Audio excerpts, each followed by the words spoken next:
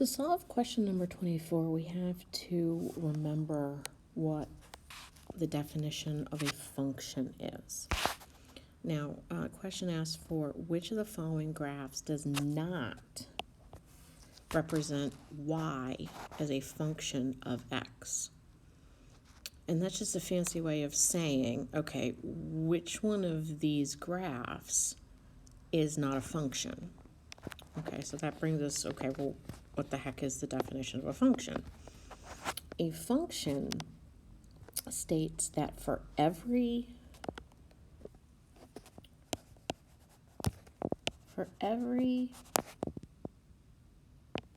x value, there is a unique or different y value.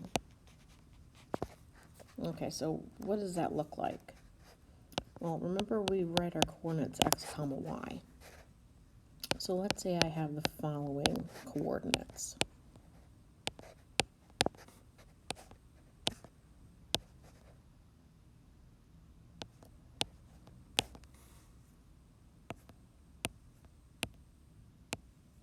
Okay. So here we have, when x equals 1, y equals 3. When when x equals 2, y equals 4. In our third example, we have when x equals 3, y equals 3. Okay, this right here is what breaks our definition, because not every x value has a different y value. Both 1 and 3 have the same y value. So this is not a function. Okay, so that's what we're looking for. We are looking for a graph where we have two x values with the same y value. And this is also, for those of you, if you've taken Algebra 2, this is also what's known as the vertical line test. Okay, so anytime you draw a vertical line, as long as you don't run into more than one point on the line, you're fine.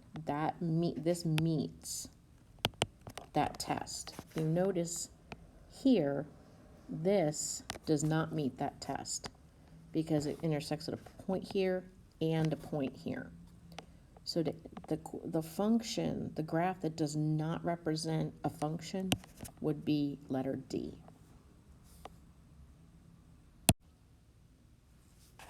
For question 28, a table shows values of a linear function, f of x, that's how we read the f parentheses x, f of x, for the different values of x.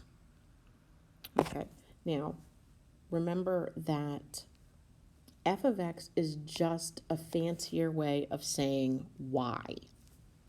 So if I was to replace this f of x with a y, these pairs of numbers now are coordinates. Okay, same exact thing. So if I was to graph this on a piece of graph paper, okay, I'd be at 0 on the x-axis, but at 120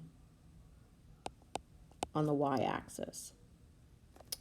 And then if x was 20, y would be 90, okay?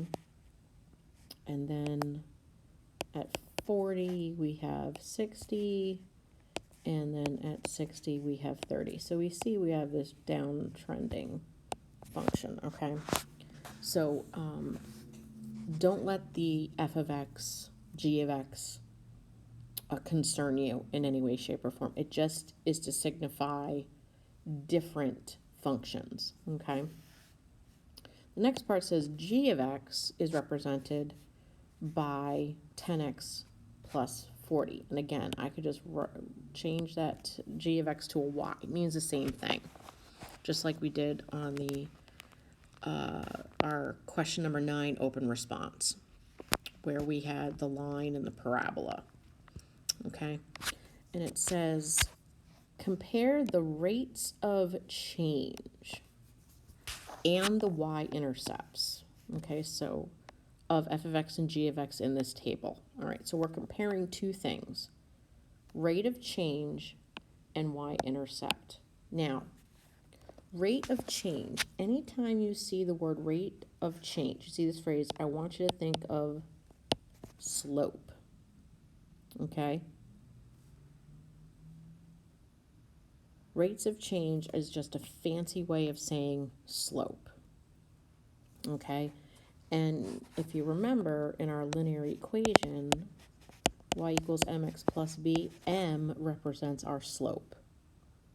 So in g of x, my slope is 10. Now, to find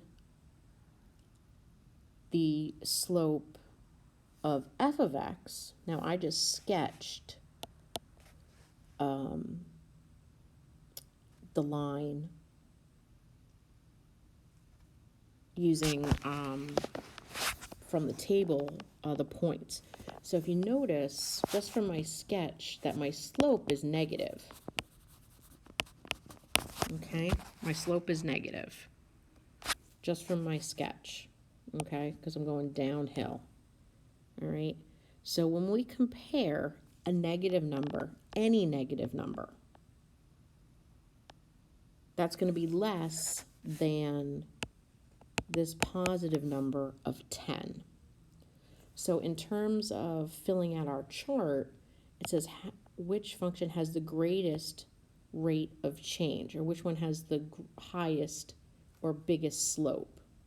And in that case, it's going to be g of x, because g of x has a positive slope and f of x has a negative slope. So I didn't even actually have to calculate slope here. I just needed to recognize the fact that a negative number obviously is going to be less than a positive number. Okay. And then our second thing is to which one has the greater y-intercept. Okay, now when we're talking about y-intercept, we need to remember that the y-intercept is the point that the line crosses the y-axis.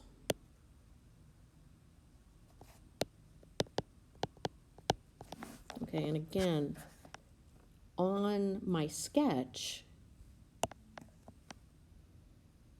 my y-intercept is 20, because I had the coordinate, because x is 0. So that indicates my y-intercept. In my equation, y equals mx plus b,